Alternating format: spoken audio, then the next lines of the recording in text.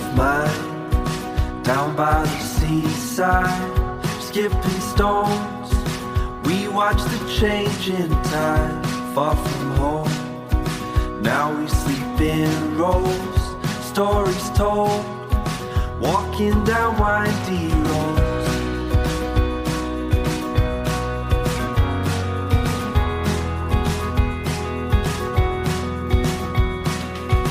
The water flowed down in the valley where we arose and hiked the mountainside, cobblestones all through the cities on the road. We've come to know that time is all we have. Explorar lo desconocido es un interés intrínseco al ser humano. Quizá por eso una de las grandes obsesiones de la ciencia siempre ha sido saber qué hay más allá de los límites de la Tierra, en el espacio. Junto a los científicos Javier Sampedro y Pere Estupiñán hemos buscado respuesta a algunas preguntas ya históricas, como si habrá vida en otros planetas o cómo llegaremos a ellos, y a otras que surgen ahora por primera vez, como hasta qué altura llega el territorio de un país o con qué ley se juzga un delito en el espacio.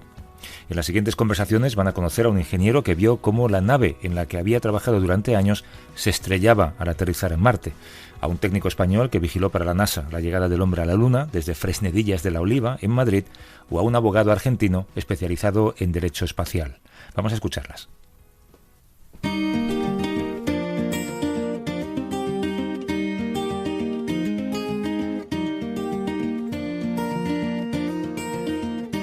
Time moves so slow, he sees it in a smile.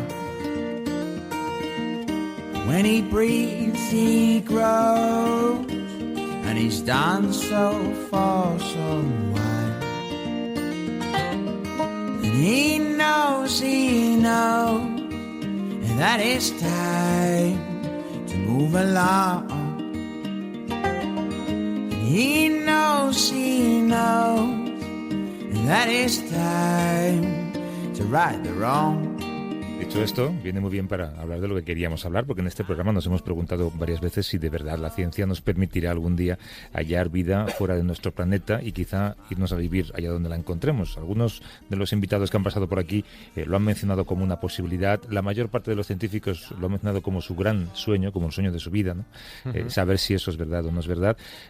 ¿Cuánto queréis vosotros que tendremos que esperar para verlo en función de lo que nos han ido contando? Bueno, depende de si hay vida o no en Marte. Si hay vida en Marte, ahora la están buscando y la encuentran, pues en los próximos años será el gran descubrimiento. Todos los científicos que han pasado por aquí siempre han dicho, todos están convencidos de que la hay en algún sitio. Sí, claro. Eso por descontado. Por mera estadística, ¿no? Como decía Stephen Hawking, yo trabajo con números y a mí los números de la astronomía me dicen que la vida no será un fenómeno único en la Tierra. Además que la vida, cuando hablas con bioquímicos, no solo con astrofísicos, tampoco la ven actualmente como algo tan complejo, que hayan bacterias. O sea que empiezan a haber moléculas orgánicas en cometas, en todos lados, y que estas moléculas orgánicas se vayan combinando para hacer una pequeña vida bacteriana, no es algo tampoco tan... Y también hay una posibilidad de que, antes de que encontremos vida en Marte, si es que la hay, que los nuevos telescopios espaciales puedan examinar el espectro de los planetas extrasolares y encontrar algún signo de vida en la atmósfera de esos planetas. Es una posibilidad.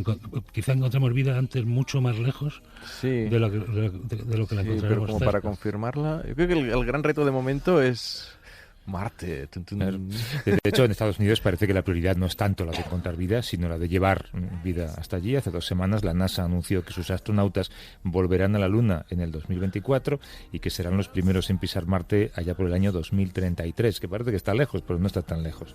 Nos acompaña recién aterrizado de Los Ángeles Ignacio Arruego, que es jefe de área de Ingeniería de Sensores Espaciales en el INTA, el Instituto Nacional de Técnica Aeroespacial. ¿Cómo estás, Ignacio? Buenos días. Muy bien, buenos días, muchas gracias. La administración Trump es la responsable de que la NASA está trabajando a toda prisa para cumplir ese calendario. No sabemos si lo hace por egocentrismo, aunque podemos imaginar que es más por eso que por pasión por la ciencia, conociendo al personaje. ¿Pero lo conseguirá o no lo conseguirá? Lo conseguirá. No sé si lo conseguirán en el 33 o en el 39 o en el 45 o cuándo lo conseguirán, pero lo conseguirán o lo conseguiremos entre todos. Bueno, cómo se consiga ya es otra cuestión donde hay mucha discusión con qué tipo de misión se consiga. ¿Y para qué se conseguirá? ¿Tiene sentido enviar humanos a Marte?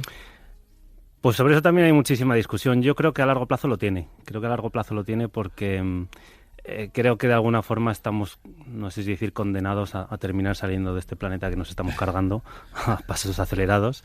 Y que no sé si tiene mucha solución esto, pero más allá de si tiene o no sentido, yo es que creo que es algo imparable, es decir, es simplemente algo que está en nuestro ADN, ¿no? Es decir, yo no sé si tenía sentido explorar, ¿no? Claro, hace 500 años es decir, me voy a meter una barquita prácticamente, que era lo que era, ni me voy a tirar mar adentro a ver si hay algo al otro lado, y se descubrió América, ¿no? Pues está en nuestro ADN. Es algo por chiripa, porque es lo que quería era llegar otra vez a las Indias. Sí, sí. El otro día alguien decía en este programa que uno de los grandes problemas en ese viaje del futuro hacia Marte no es la comida que tienes que llevar, sino la comida que tienes que producir en el viaje, porque no hay manera de llevar tanta comida como será necesaria.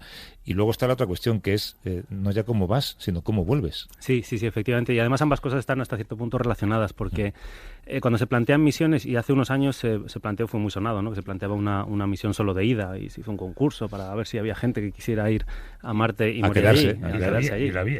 Había decenas de miles, había. La cuestión es efectivamente cómo vuelves o cómo vives el tiempo que tienes que vivir allí, porque las misiones que se plantean actualmente, los tiempos de estancia son largos, no estamos hablando de estar una semana en Marte. Entonces, lo que va a hacer falta, sí o sí, esto ya es innegable, es utilizar recursos propios del planeta. Tanto probablemente, como tú decías, para generar de alguna manera alimentos, como puede ser muy importante el ser capaces de generar combustible para la vuelta. Y si algún oyente ha visto la película El Marciano, sí, ¿no? Esta de Matt Damon, sí, es un poco escatológico, pero él se queda abandonado en Marte y tiene que intentar hacer crecer unas patatas sí, utilizando los excrementos de los astronautas y los suyos propios como abono. Claro, es que cuando decías de que tenemos que quedarnos en Marte es por fuerza, no es por voluntad. Es decir, la Tierra y Marte van girando y hay un momento que están más cerca. Y dices, ahora es el momento de ir. Vale, pero después tienes que esperar otra vez a que vuelvan a estar cerca, para ahora es el momento de volver. Y, oye, que sí que se conseguirá. Tú dices, siempre sois optimistas, que bueno, estáis trabajando en ello, pero a mí se me hace como un reto tan complicado. Sí, había hasta hace unos años había incluso distintos planteamientos de misión. Algunos se orientaban a estar solamente en torno a un mes en Marte.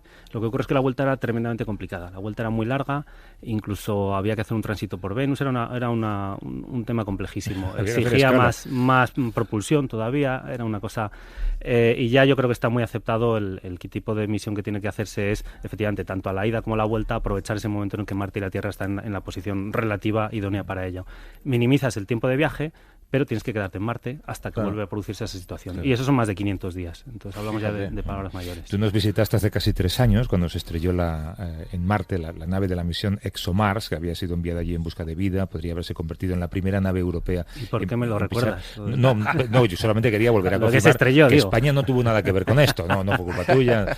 No fue uno de los nuestros el que no apretó bien el tornillo. Uno de los míos, no. Vale. Lo dejo ahí. Esa misión falló porque la nave, en vez de aterrizar lentamente... digamos que un poquito más deprisa de lo que debía, creo, ¿no? Sí. Y se estampó. La segunda fase está prevista para el año que viene. Dime algo que nos haga pensar que el aterrizaje va a ser más... Que será un éxito, ¿no? Te voy a decir que será un éxito. Pues no lo sé, me gustaría decírtelo, la verdad. La misión... Nunca sabes del todo cómo van las cosas, especialmente, y no sé si es muy políticamente correcto decirlo, pero especialmente cuando hay rusos por el medio. Porque esto no lo voy a venir. No, es broma, pero simplemente tenemos formas de trabajo. Es curioso, cuando has trabajado con las 3 agencias, NASA, ESA y Roscosmos, la agencia rusa, te das cuenta de las enormes diferencias que hay en formas de trabajo, que al final, hasta cierto punto, son un reflejo de la mentalidad y de la idiosincrasia propia de cada uno, ¿no? Entonces yo siempre digo que me resulta infinitamente más divertido trabajar con los rusos que con los americanos. También me resulta infinitamente más arriesgado. Entonces, pero háblame un poco de cómo es cada uno, o qué os diferencia, por ejemplo. Pues mira, yo creo que los americanos son, ¿cómo se podría decir?, excesivamente cuadriculados. Son los que más experiencia tienen, son los que empezaron a imponer en el espacio toda una serie de protocolos, de formas de actuar, para dar mucha fiabilidad a lo que hacemos. Son mandones, seguramente. Son muy mandones, sí. Pero bueno, los rusos son los más jerárquicos de todos, ¿eh? O sea que en ese sentido no se quedan atrás. Y los rusos, sin embargo, son más caóticos, son más... es más difícil, pues no sé cómo decirte, a ti te exigen documentar absolutamente todo hasta el mínimo detalle, cualquier análisis, cualquier estudio. Los americanos son muy machacones, están permanentemente persiguiendo reuniones semanales o 2 veces por semana de absolutamente cualquier cosa. Y con los rusos es el otro extremo, ¿no? Tú estás meses y meses y meses sin saber nada. Y es más, les pides información y no te la dan, o te la mandan en ruso, o cosas por el estilo, tienes que luchar tú para o generar toda la información y Me que está te la... dando miedo esto que cuentas, pero espero que deleguéis en los rusos aquello que no sea... No, sin embargo, luego son gente... Tú date cuenta que los rusos o soviéticos en aquel momento iban con mucha ventaja sobre el resto del mundo, sobre los americanos, en los inicios de la carrera espacial. Y es sorprendente ver cómo ellos han generado tanto conocimiento y tanta capacidad estando bastante encerrados, ¿no? Tienen una capacidad brutal. Es más un problema de formas de funcionar. Ya. ¿Y los chinos? Y los chinos ni idea.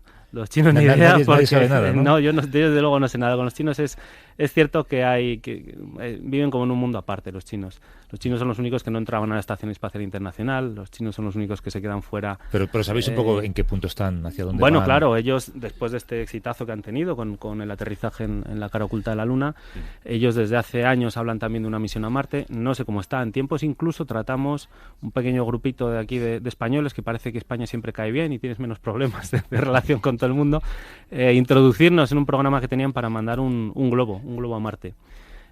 No sé en qué quedó, sinceramente no sé en qué quedó. Sí. Una cosa Pero, hace más de 10 años. Pero realmente son unos nuevos actores en la carrera espacial, Sí, ¿no? sí, Es sin decir, duda. parte del anuncio de la NASA de tenemos que llegar a Marte podría ser un poco de miedo a que los chinos se adelanten. Probablemente, incluso la vuelta a la Luna, que además de ser un paso intermedio hacia Marte, Claro. yo creo que algo de eso también puede haber. Luego están los indios también, ¿eh? Los indios de hecho han llegado ya a bueno, Marte. claro. Han puesto una nave en Marte, no en la superficie, pero... O sea que bueno, son 2 agencias que hay que tener en cuenta. Sí. El día 21 de julio, son 50 años desde que Armstrong pisó la Luna, se convirtió en la primera persona de la historia en hacerlo, después de él hubo 11 astronautas más, pero ahí acaba la historia, tú lo mencionabas, 45 años sin volver, ¿por qué no se ha vuelto? Pues yo creo que simplemente porque no interesaba, es decir, cuando surge el ir a la Luna... en los 60, pues claro, estábamos en un entorno de Guerra Fría y había que demostrar la superioridad frente al bloque contrario. Aquello fue una carrera y la motivación era, bueno, política, tecnológica, no tanto científica, ¿no? Es decir, es que hay algo interés... Pero siempre se ha vendido eso, ¿no? Cuando intentas explicar por qué te gastas tanto dinero en ir a la Luna, es porque es tan bueno para la ciencia. Hay tantas cosas que le debemos al hecho de haber ido a la Luna. Bueno, en este caso es bueno para la tecnología. Hay mucha tecnología que se ha desarrollado gracias a los programas espaciales. Eso es un hecho. Igual que sucede con la tecnología militar. Inversión en tecnología militar, y dices, bueno, hay mucha gente que lo pone en duda. Claro, por el objetivo último que tiene. Ahora, es innegable que hay muchas derivadas de la tecnología militar que después se han usado para mil cosas más. El GPS. Por ejemplo, o cualquier tema O radar. El Internet. radar se desarrolló en la Segunda Guerra Mundial y de ahí luego surgen infinidad de técnicas de navegación, etcétera. La vuelta a la Luna ahora está, yo creo que vista más como un paso intermedio hacia Marte. Se habla de esa estación orbital lunar que quieren hacer entre varios países, y nuevamente ahí hablas de NASA, ESA, Roscosmos, JAXA, que es la japonesa, y CSA, que es la canadiense. Los chinos no están por ningún lado, hilando con lo que decías. Se habla de interés de minerales que se puedan encontrar en la Luna, silicio, por ejemplo, pero yo no sé si científicamente está tan disparado el interés. Vuelve a ser, yo creo, una vez más una cosa de una carrera hacia, ¿no? Y es un paso intermedio hacia Marte y pues una estación intermedia. Bueno, igual se ha retomado un poquito de interés ahora que se ha visto que sí que hay agua, aunque poca, sí que hay agua en el polo sur y el norte de la Luna, ¿no? Y aquí, más que científico, de nuevo también para poderla utilizar como combustible, para poder hacerla un poco, el satélite un poco más vivible, ¿no? Sí. Pero realmente es decir, ¿por qué se dejó de ir? Pues lo que te digo, porque ya no interesaba. Es decir, no había una ciencia tan sumamente importante que se estuviese haciendo en la Luna, y había mucho de político, de imagen, de guerra con el bloque contrario. Y bueno, es que hay un dato curioso que se comenta siempre, ¿no? Cuando se cancela el programa Apolo, es que los americanos llegaban con un nuevo Apolo a la Luna y no habría el telediario, la noticia. Sí. Es decir, ya hasta la sociedad había perdido el interés. Claro. Y los cohetes, aquí Javier una vez decía, mira, los aviones, tenemos que hablar de por qué los aviones no han cambiado tantísimo en las últimas décadas. Y en ingeniería aeroespacial, pues seguro que tenéis mejores comunicaciones, mejores materiales, pero el hecho de que no hay actualmente un cohete tan potente como el que hubo hace 50 años para enviar a la Luna, es surrealista. Dices, ¿cómo puede ser? Pero ¿se utilizan los mismos combustibles? ¿Se utiliza el mismo motor de explosión? ¿No ha habido un avance sustancial? No lo ha habido porque no hacía falta. Es decir, estábamos hablando de lanzamientos en órbita terrestre y cuando se han lanzado misiones a espacio profundo, como es Marte, pues claro, son cosas pequeñas comparado con lo que supone una nave tripulada. Entonces no hacían falta. Y de hecho, la iniciativa que hay ahora mismo, que se está construyendo ya, el SLS, el Space Launch System, no llega o llega por los pelos en su versión más potente a la potencia que te ofrecía el Saturno V para ir a la Luna. Es decir, que no lo estamos superando. No hay nada. Es todo todo eso nada. Hay otros tipos de motor para la navegación una vez que ya estás en órbita, una vez que has salido de la Tierra, ¿no? Pero el lanzamiento desde la Tierra para vencer la fuerza de la gravedad terrestre sigue siendo propulsión química lo que tenemos. Eso es lo mismo que había hace 50 años. ¿No? Sí, básicamente sí. Conceptualmente es lo mismo. Claro, hablo contigo, que eres jefe del área de ingeniería de sensores espaciales y tal, y uno piensa que, claro, vosotros determináis hasta una cuestión milimétrica, el tamaño del último tornillo de cualquier cosa que fabricáis, y luego lees el primer paseo espacial exclusivamente femenino que iban a hacer 2 astronautas de la NASA por primera vez sin compañía de un hombre, cancelado porque solo había un traje espacial de tamaño mediano. No lo había leído, la verdad. Y con los botones a la izquierda, ¿no? Bueno, mira, te voy a contar una cosa graciosa. La contaba un compañero, bueno, un amigo mío, José Manuel Grandela se llama, le mando un saludo desde aquí, que fue operador de la estación de Robledo durante mucho tiempo, y nos contaba en un acto que se montó en el INTA cuando se estrenaba la película esta de First Man, de la llegada del hombre a la Luna, una anécdota que sucedió cuando fueron a bajar del Eagle, ¿no? Y es que a Armstrong, por lo visto, le debió costar bastante bajar, porque el traje, porque la puerta, porque... Bueno, pues no debía ser tan sencillo, ¿no? Y cuando él bajó, después tenía que bajar Aldrin. Y tardó un rato. Y entonces ellos estaban oyendo toda la conversación, por lo visto. Y contaba él, que cuando por fin Aldrin baja, les oyen la conversación. ¿Qué ha pasado? Te ha costado también salir, ¿no? Porque claro, Armstrong había necesitado ayuda, Aldrin ya se había quedado solo. Dice, entonces como ha bajado, pues habrá tenido problemas, por eso ha tardado tanto. Dice, no, que va, ha salido muy fácil. Dice, entonces, pues que de repente me he dado cuenta que la compuerta no tiene fuera un asa. Y entonces yo ya sé que estamos en la Luna y aquí no hay atmósfera y no va a haber corrientes de viento y esto no se nos va a cerrar. No importa. Pero y sí.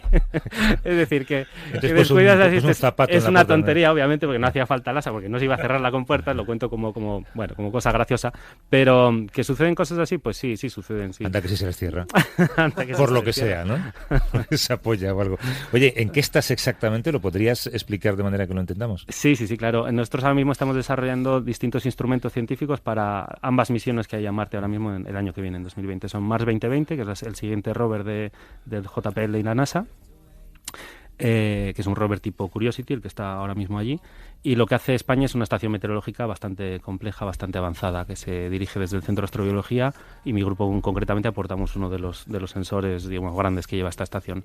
Y luego hacemos otros 4 sensores distintos para ExoMars 2020. Tanto en la plataforma de superficie, que es la que aterriza sobre el planeta, y de esa plataforma de superficie después desciende un rover que a su vez lleva otro gran instrumento que también hace el INTA, otro grupo distinto dentro del INTA, pero también se hace en el INTA. Tu base de operaciones es Madrid. Es Madrid, sí. Y de vez en cuando vas allí, hablas con ellos. Toca viajar mucho. Te ves con los rusos, te das cuenta de cómo son. Sí, claro. ¿Tenéis un grupo de WhatsApp o no? Pues mira, con los rusos en concreto no, porque además es que la comunicación con los rusos hablan inglés, los jóvenes ya están empezando a hablar mucho, pero ya gente de cierta edad lo hablan 1 de cada 4 o 5. Vodka por ahí. Oye, hay que traer a un ruso a este programa, espera, ¿no? Un ruso que participe en esta misión. Science Diplomacy. A ver quién ata ese perro. Siempre poquísimo tiempo para las llamadas que pedíamos al 902 14 60 60. Está Beatriz desde Girona. Beatriz, buenos días. Hola, buenos días. ¿Cuál era tu pregunta, Beatriz? Bueno, voy a intentar ser breve. A ver, es una cuestión que en principio parece alejada de la temática científica, pero que considero fundamental, que es el estudio en sí de las humanidades y de la filosofía en particular, que la están quitando de la carrera estudiantil, digamos. Sí. Y sin embargo considero que los primeros físicos eran filósofos y actualmente los filósofos son los físicos como Stephen Hawking, Neil deGrasse Tyson, etcétera. Todo esto me vino pues leyendo un libro que se llama, que aconsejo por cierto, Cuestiones cuánticas, que son escritos de Heisenberg, Schrödinger, Einstein, Planck, etcétera, pero que sin hablar de física, sino de mística, y aprendes que, bueno, realmente el amor a la física puede venir, como fue en mi caso, a través de las letras, de la filosofía, de las humanidades. Es una buena pregunta, es una buena cuestión. Gracias, Beatriz. Un beso. Gracias. Yo creo que No era para ti el beso. La división en dos compartimentos estancos entre las ciencias y las humanidades creo que es una catástrofe. Yo cuando trabajaba en un laboratorio me escondía en el cuarto de baño a leer novelas. Es ahora, cuando soy periodista, que no hago más que leer artículos técnicos y científicos. Pero, no sé, se me pueden ocurrir muchos ejemplos de interacción entre la filosofía y la ciencia. La propia oyente ha citado a Einstein, ¿no? Cuando Einstein tuvo que cargarse el concepto de que el tiempo es una escala inamovible, se inspiró con mucha fuerza en David Hume, el filósofo británico David Hume, y también en Ernst Mach, que era físico también, pero que había escrito mucho sobre filosofía. Y este tipo de interacciones se pueden detectar a lo largo de la historia de la ciencia. Yo no creo que debamos elegir entre una cosa y otra. ¿Tú qué dices, Ignacio? No, yo hay una cosa que sí me sorprende en cómo ha empezado la pregunta, hablando de que la filosofía o los filósofos antiguos eran los físicos. En la Grecia clásica se llamaba física a otra cosa que no es la física de hoy, evidentemente. Entonces, bueno, era otro método científico, no era un método científico realmente. Newton era un filósofo natural, pero esto es un problema de nomenclatura exclusivamente, ¿no? Newton, el primer gran científico de la historia quizá, y el primer matemático físico, se llamaba filósofo natural y escribía en latín en su época, pero es muy diferente de Platón o Aristóteles, ¿no? Lo que él introdujo, la metodología que él introdujo en la historia del conocimiento. Oye, te agradezco la visita. Dentro de año y pico... No, ¿cuándo es? ¿Cuándo baja...? Esto se lanza en julio del 20, ambas misiones, Julio y a del principios del 21 esperemos estar allí. Vale, no principios del retrasos. 21... Vale, si oímos algún ruido Que sepa, fuerte... no. Si oímos un ruido fuerte, te llamamos, ¿ves? Vale, aquí estaré. Es Ignacio Arruego, que es jefe del área de Ingeniería de Sensores Espaciales del INTA, el Instituto Nacional de Técnica Aeroespacial. Gracias por venir otra vez, Ignacio. Un abrazo. Y Gracias a suerte con todo. vosotros. Hasta luego.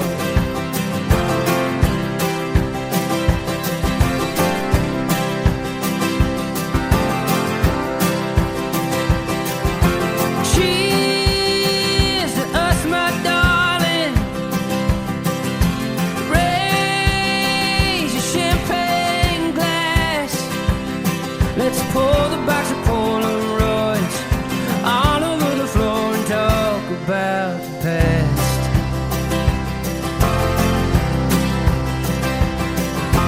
You were such a young thing, and I was just a kid. Baby, we had no idea, honey, I would do the same thing if we did. Yeah, now look at you. Se cumplen 50 años exactos de uno de esos momentos que, bueno, pues quien estaba vivo o no era demasiado pequeño para recordarlo, sabrá qué estaba haciendo en ese momento, o recordará lo que sus padres le decían que estaban haciendo en ese momento. El momento en el que pasó esto. It's one small step for man, one giant leap for mankind. Son 50 años de un hito que significó mucho en varios niveles. En plena Guerra Fría, Estados Unidos ganaba la carrera espacial a Rusia, que se había adelantado al principio, y como ya hemos hablado más de una vez en este espacio, la llegada del hombre a la Luna sirvió para generar un gran avance en ingeniería, en informática, en investigaciones sobre materiales, sobre combustibles. Esa pregunta que ya nos hemos hecho más de una vez en este espacio, ¿verdad, Vera y Javier? Que es ¿para qué servía ir a la Luna? Y mucha gente nos ha explicado para qué servía. Bueno, tuvo muchas funciones, una geopolítica como has descrito, pero es verdad que detrás de todo este esfuerzo intelectual y técnico en crear cosas que no existían de ingeniería, pues hay un montón de beneficios que después repercuten en la sociedad. Y además no es solo una opinión, es que todos los estudios que se han hecho para demostrar el impacto en tecnología o incluso en desarrollo económico de esto, defienden que la inversión en ciencia es económicamente rentable para quien la haga. Yo añadiría que no podíamos no ir a la Luna, ¿no? Eso no, nuestra Pudiendo especie, hacerlo, ¿no? Pudiendo hacerlo, es imposible no hacerlo, ¿no? Bueno, la misión Apolo 11 movilizó a 400.000 personas que hicieron posible ese momento, esa llegada del hombre a la Luna, y entre ellas un grupo de españoles se encargaba día tras día de enviar a Houston todas las señales de sonido, de imagen e incluso las constantes vitales de los astronautas del Apolo 11. Lo hacían desde Fresnedillas de la Oliva, un pueblo muy pequeñito, poco más de 700 habitantes, al noroeste de Madrid, donde la NASA había instalado una de las sedes principales de seguimiento de esa misión. Y hoy nos acompaña alguien que fue testigo de aquella hazaña de Armstrong, Aldrin y Collins. Es José Manuel Grandela. Trabajaba como ingeniero controlador de la NASA. ¿Cómo estás, José Manuel? Buenos días. Hola, buenos días. Muy bien. ¿Has vuelto mucho por Fresnedillas? Mucho. Y ahora en estas conmemoraciones y todos estos eventos nos estamos reencontrando después de muchos años de no habernos visto, compañeros que estuvimos en aquellos momentos tan históricos. Claro. ¿Qué tiene Fresnedilla de la Oliva, o qué tenía que no tuviera cualquier otra parte del mundo para seguir esa misión? Bueno, había sí 2 partes del mundo que sí la tenían. Había 3, así se lo decidió la NASA. Para los proyectos Apolo se requería una comunicación constante, segundo a segundo. No podía haber blackouts, no podía haber apagones, ni cortes, ni nada. Tenía que ser totalmente segura. Pero claro, no puede haber un único centro en la Tierra, puesto que la Tierra gira y deja de ver. Igual que la Luna aparece por el este y se pone por el oeste, y el Sol y cualquier otro cuerpo estelar, pues las naves Apolo ocurriría igual. Y entonces decidieron, ya que la Tierra es una esfera de 360 grados, dividirlo en 3 gajos o usos con una separación de unos 120 grados de longitud. Ya tenían preparado un complejo grande, digo complejo, una estación muy compleja se llamaba Goldstone, en California, en el desierto de Mojave. Habían hablado con el gobierno australiano y crearon otra idéntica muy cerca de Canberra, se llamaba Honeysuckle Creek, y quedaba un hueco enorme, maravilloso, que estaba pidiendo a gritos que fuera para España. Y se cayó en Fresnedillas. Y cayó en Fresnedillas de la Oliva, y muy cerquita de la estación que ya existía también de la NASA, de Robledo de Chabela. Pero claro, estamos hablando de una época, perdona, José Manuel, en la que, claro, se me viene a la cabeza, bienvenido Mr. Marshall. El desembarco de americanos por allí también tuvo que ser digno de ser documentado en el pueblo, ¿eh? Sí, lástima que no se hiciera debidamente, porque aquello fue un impacto social total. De pasar de ser un pueblo tranquilito, con las características gallinas y vacas, no eran cabras, y vacas que circulando por las carreteras que eran suyas, de pronto venían una riada, porque venían así de norteamericanos que habían dejado sus coches automáticos en Estados Unidos y se habían encontrado aquí unos coches con cambio manual. Eso era maravilloso, era casi tener un orgasmo. Ni idea de cómo conducir aquello, ¿no?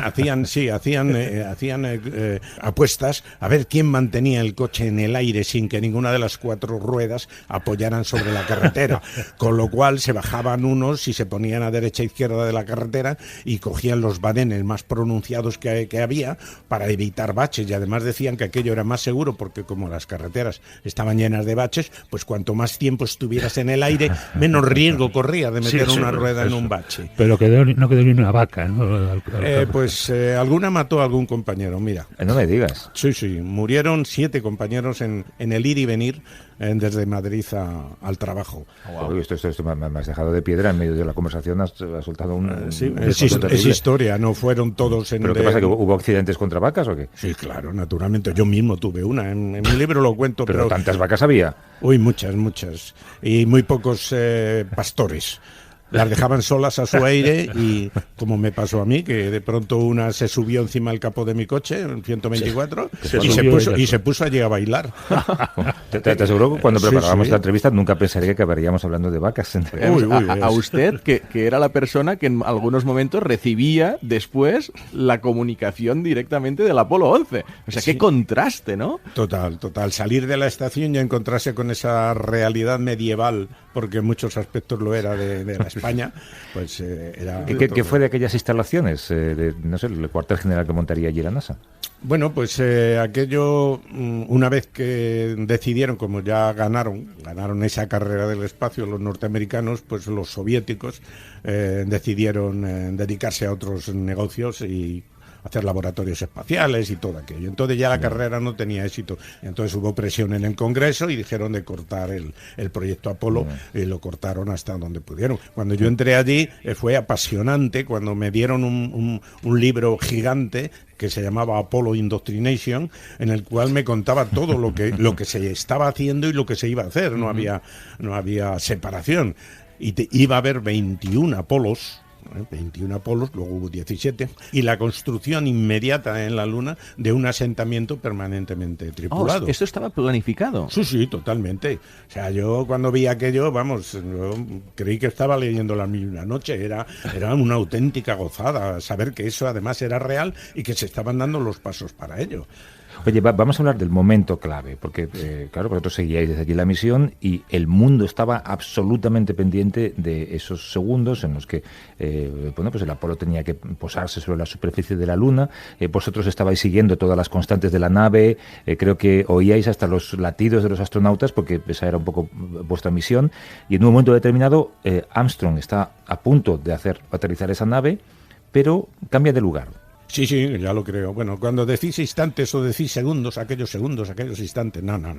Fueron horas de estrés, horas de angustia, de agotamiento, era una misión muy difícil, y aquellas últimas horas que además le cupo la responsabilidad total y absoluta precisamente a Fresnedillas del control. No solo era seguimiento, era control. O sea, si por alguna razón se quedaba incomunicada o se quedaba cortada la comunicación entre Houston y nosotros teníamos capacidad para mandarles instrucciones al ordenador de a bordo, para hablar con ellos por descontado y para pasarles todo tipo de información a la vez de recibir. O sea, teníamos esa posibilidad y siempre estábamos al acecho, esperando, no deseando que aquello ocurriera, ¿no?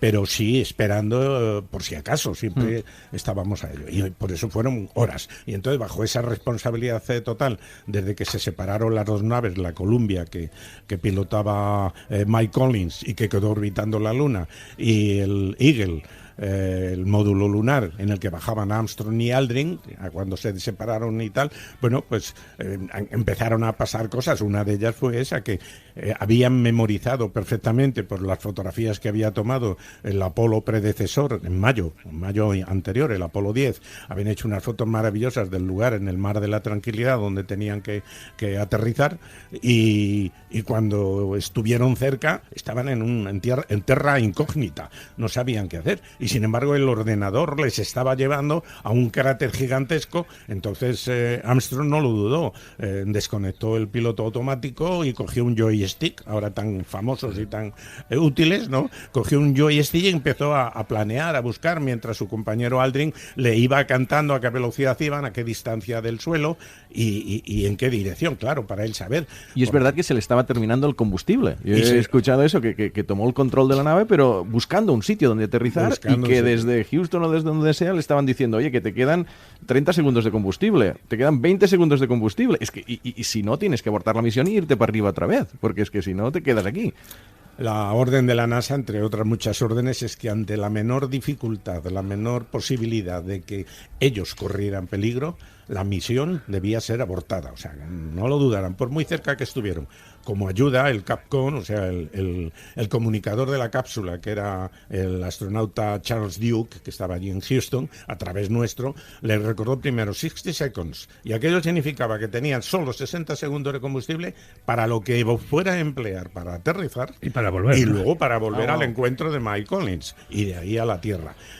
Siguió pasando el tiempo y nosotros estábamos viendo, además, yo tenía muy cerquita de mí, no era mi responsabilidad, los registros sobre papel de los electroencefalogramas y electrocardiogramas. Y veíamos que los corazones estaban despendolándose. Claro que siempre he dicho que si me los hubiesen puesto a mí, les hubiese ganado por cuerpo, vamos, sí, sin dudarlo. Hubo un momento en Hollywood en el que todo el mundo se puso de pie a aplaudir cuando de repente Armstrong puso el pie sobre la superficie. Uy, mucho antes, cuando simplemente dijo Houston, Tranquility Base here, the Eagle has landed. En ese momento, después de lo que acabábamos de pasar, de que si se la pegaban, no se la pegaban, de que si tal, vimos las luces, que sí, que avisó antes Aldrin, dijo lights on, engine stop, o sea, paro, las luces han aparecido por unos sensores que llevaban. he apagado el motor. Y entonces inmediatamente Armstrong dijo aquello de Houston, Tranquility Base here, que era la primera vez que nadie mencionaba la palabra Tranquility Base, era el mar de la tranquilidad, pero no base de la tranquilidad. The Eagle, o sea, el módulo lunar, ha aterrizado. Y en ese momento tiramos libros, tiramos manuales, tiramos todo lo que teníamos, pero no con mucha fuerza, porque es que nos habíamos quedado agotados. Incluso el propio Charles Duke de Houston dijo: "There is a bunch of guys about to turn blue." Hay un montón de chicos que están a punto de ponerse azules. They're breathing again. Están respirando de nuevo. Gracias. Pues en la misma onda estábamos nosotros. ¿Qué retraso hay? ¿Qué retraso hay en una comunicación con la Luna? 1,3 segundos. ¿Y es verdad que cuando aterrizan, en lugar de bajar inmediatamente, les piden que se relajen y que se queden a dormir dentro de la nave un tiempo? Sí. O sea, aterrizas en la Luna y échate una siesta. Y querían, eso es, pero es que ellos lo que querían era salir a correr como un lebrel cuando le sueltan, ¿no? Eso no puede ser. Es natural. Después del estrés que habían tenido, había que hacer una cosa que era mandada, y era que inmediatamente de aterrizar, colocar todos los equipos en posición de salir pitando.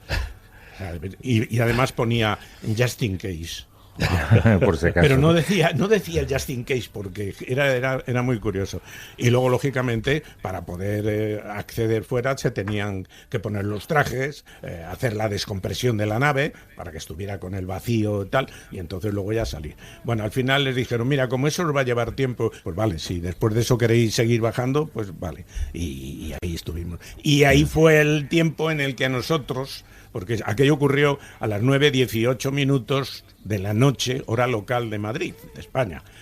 Pero como hubo ese alargamiento, esa discusión, etcétera, pues la Luna se ocultó. Se ocultó por el oeste, como hace todos los días, pero previamente ya la estación de Goldstone en California ya había cogido la señal, estaba previsto que hubiera un solape de unos 45 minutos. Entonces, que tú, José Manuel, tiempo después conociste a Armstrong en Madrid. Sí. Y le dijiste, me debes una.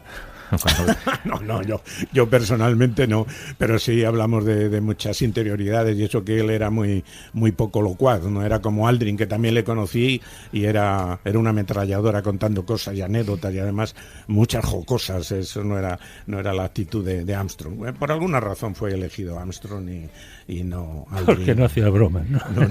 No hacía bromas, no. Pero tuvisteis una buena conversación sobre aquello, supongo. Sí, claro. Después de haberlo vivido, ellos se maravillan, bueno, aunque fueron conscientes en todo momento, porque tanto cuando volvían ya de camino a la Tierra, ya después de haber pasado todo eso, los tres, Mike Collins, en una transmisión televisada, quiso aprovechar para todos esos miles que antes habéis mencionado, todos esos miles de personas que estaban en el anonimato y que habían hecho posible el que ellos, dice, somos como un gran submarino, nosotros tres somos el pequeño periscopio, pero debajo de nosotros hay un gran submarino en el que miles de personas han puesto lo mejor de ellos profesionalmente para que esto, a todos ellos, thank you very much, acabó la frase. Pero luego Houston, cuando llegó aquí a Madrid de visita con sus compañeros en octubre de ese mismo año, pues en una rueda de prensa que dio, dijo que sin el apoyo de la Estación de Seguimiento Espacial de Madrid, porque el nombre oficial para la NASA era Madrid, no era Fresnedillas. Es que Fresnedillas de la Oliva en inglés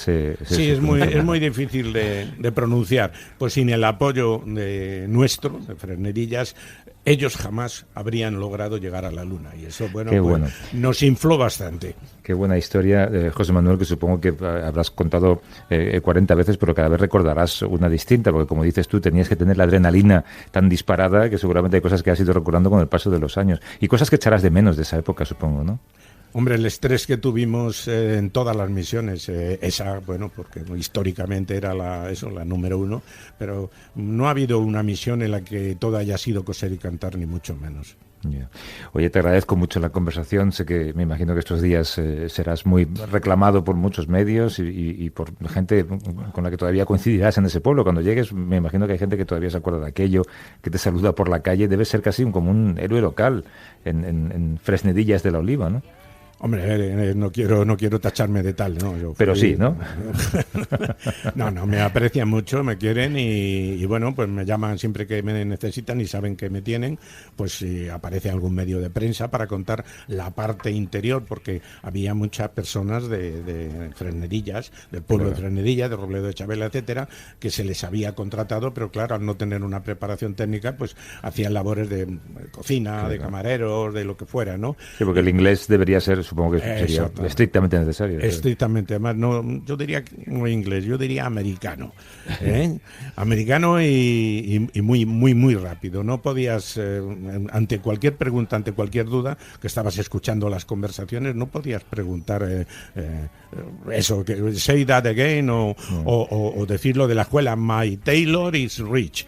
A ver dónde cuelas tú eso. Junior de la época. Eso es, en una conversación con los astronautas. No. José Manuel Grandela, que trabajó como ingeniero controlador de la NASA en el Houston español, que fue Fresnedillas de la Oliva.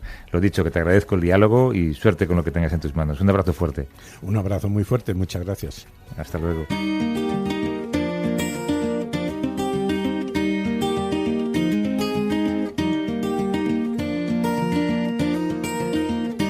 Time moves so slow, he sees it in a smile. When he breathes, he grows, and he's done so for some while. And he knows that it's time to move along. He knows that it's time to right the wrong. El de la ciencia es un mundo en el que abundan los conflictos de intereses, lo sabéis de sobra, pero hay terrenos que se llevan la palma. Uno de ellos es el del espacio. Tú, pero me cuentan que acudiste hace unos días a una conferencia en la que un científico se preguntaba hasta qué altura llega el territorio de un país. Y esa pregunta es ideal para charlar en este espacio, ¿no? Siempre hablamos del espacio aéreo español, pero claro, ¿hasta dónde llega ese espacio? ¿Cuál es el límite? ¿Quién lo pone? ¿Cómo se vigila? Claro. De hecho, era alguien que conocía mucho la ciencia, pero es un abogado, el que conoce muy bien todas las problemáticas que pueden derivar de la colonización del espacio, y se planteaba como abogado cuestiones que científicos no nos preguntamos como científicos. Yo cuando lo vi en la charla planteándose esto que acabas de explicar, o sea, el espacio aéreo de un país, ¿hasta dónde llega? ¿Hasta dónde puede pasar un satélite por encima? Y me pareció muy curioso y lo tenemos aquí con nosotros. Eso lo que genera es que muchos satélites activos tengan que esquivar esta basura y a veces no pueden hacerlo y chocan. Hasta ahora no hubo ningún caso en que se haya implementado el tratado, que es el tratado sobre daños ocasionados por objetos espaciales en el espacio. Esto es en virtud de que los satélites están asegurados y tienen unas pólizas de seguro muy altas, entonces contemplan esto. El caso más importante o el más cercano que tenemos es el de un satélite Cosmos ruso que estaba fuera de servicio, que chocó contra un satélite norteamericano y que sí estaba activo, que era un satélite de comunicaciones, y la compañía de seguros tuvo que pagarlo como nuevo el satélite. Y después están los daños de los objetos espaciales que reingresan a la atmósfera, que esos también generan los que caen indemnización. Y generan daños en la Tierra, claro. Exactamente. Sí, si de repente a alguien le cae un objeto encima del coche y se lo destroza, ¿a quién reclamas si el satélite lo envió un país? Vete a saber con otra legislación. Bueno, ahí los tratados internacionales lo que dicen es que el reclamo es por vía diplomática. Todo lo que sucede en el espacio y con objetos espaciales son los estados los responsables, no los particulares ni las empresas. Así que ese reclamo, si me rompen el tejado, tienen que ir por vía diplomática. El caso que más conmoción trajo y que más daños ocasionó fue en el 78, un satélite soviético que cayó en el norte de Canadá, y ese satélite tenía combustible nuclear y contaminó cerca de 400 kilómetros del norte de Canadá. Por suerte en esa zona no vivía nadie, pero bueno, Canadá exigió indemnización y la Unión Soviética tuvo que pagar creo que $4 millones por la limpieza de esa zona.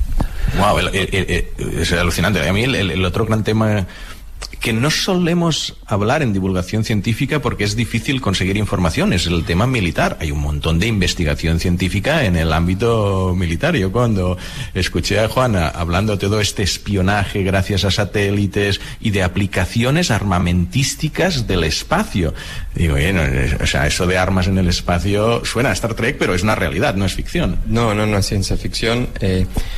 Presencia militar en el espacio desde la década del 60. Hay satélites espías, satélites de comunicaciones, sistemas globales de navegación. La gran amenaza que existe ahora es que el mismo espacio se convierta en un nuevo campo de batalla.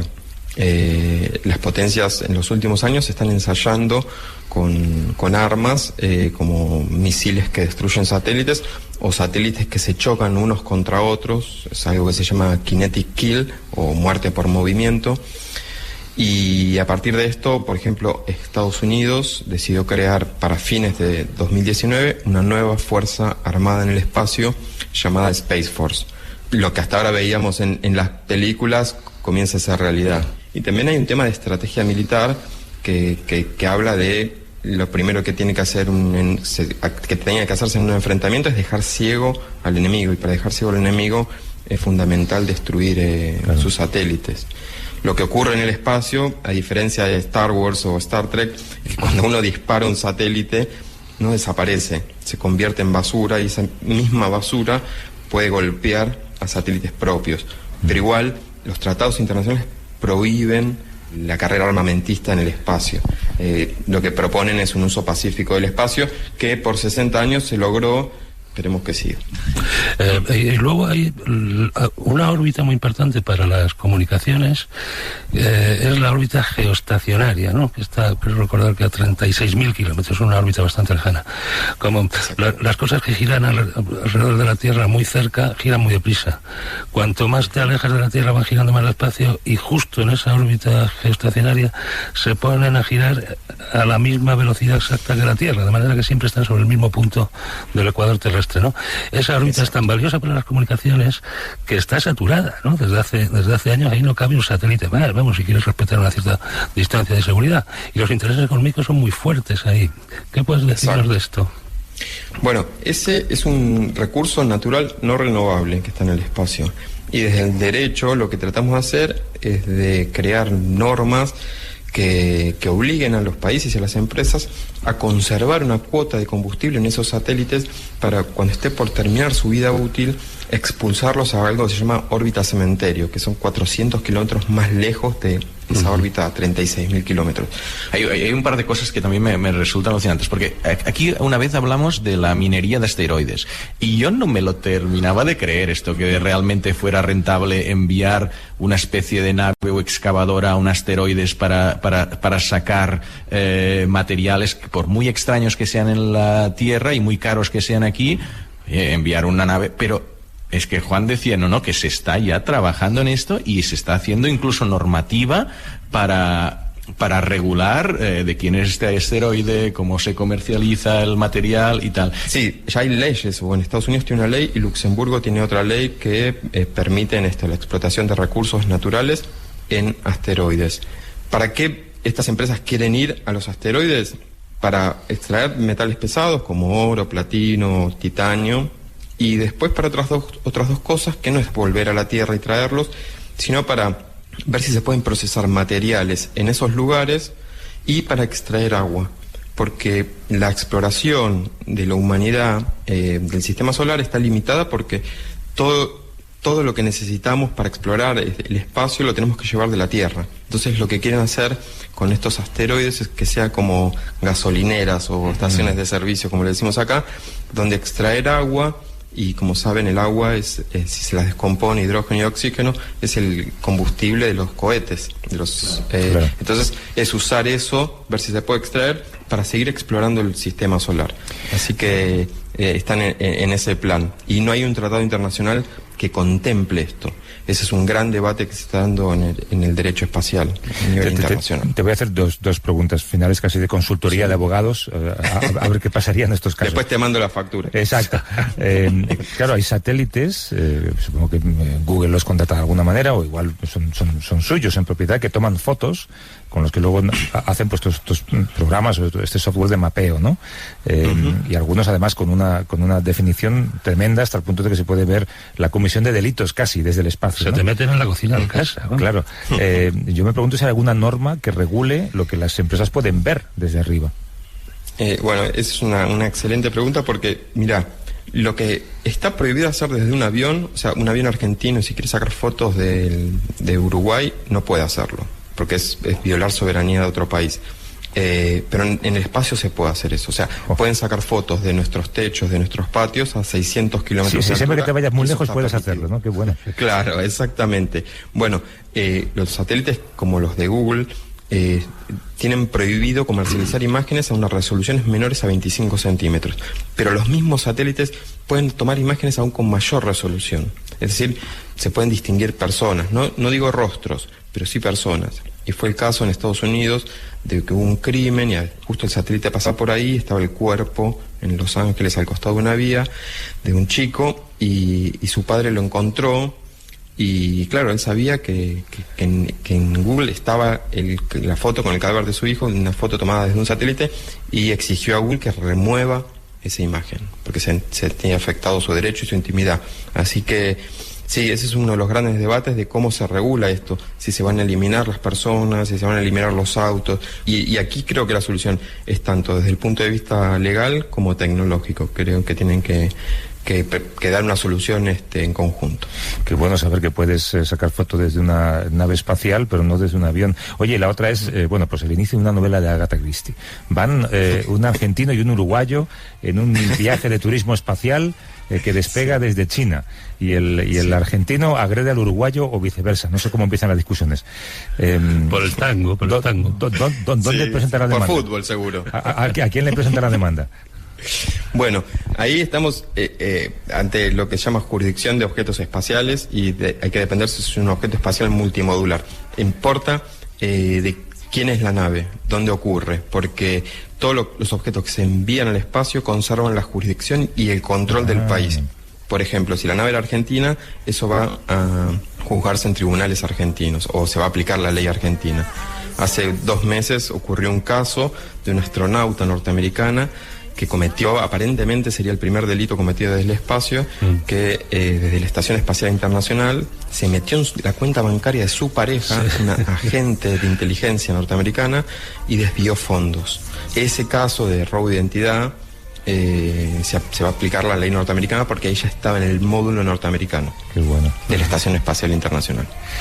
Juan Cruz es abogado especializado en Derecho Espacial. Nos ha hablado desde Buenos Aires junto a Pera Estupiñá. Gracias, Juan y Pera, un abrazo fuerte. Buena mañana por allí. A ustedes. Hasta luego. Un abrazo. Javier San Pedro, hasta luego. Hasta luego.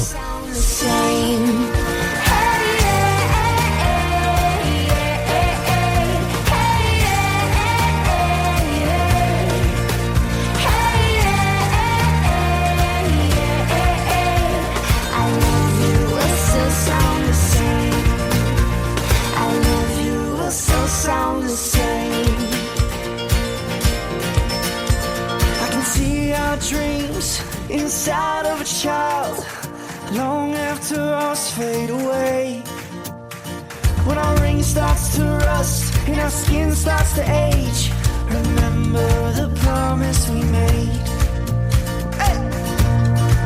So when our eyes have seen their better days and our hearing starts to fade, put your arms around my neck and your heart on your chest.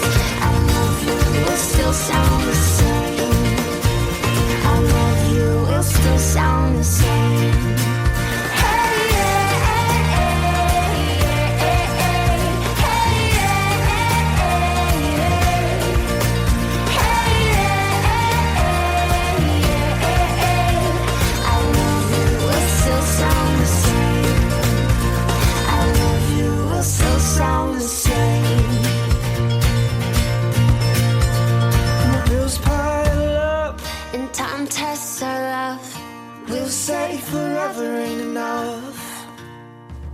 stick to our guns. Our grip will loosen up when we say forever ain't enough. So when our eyes have seen their better days and our hearing starts to fade, put your arms around my neck and your heart on my chest. I love you will still sound the same. I love you will still sound the same.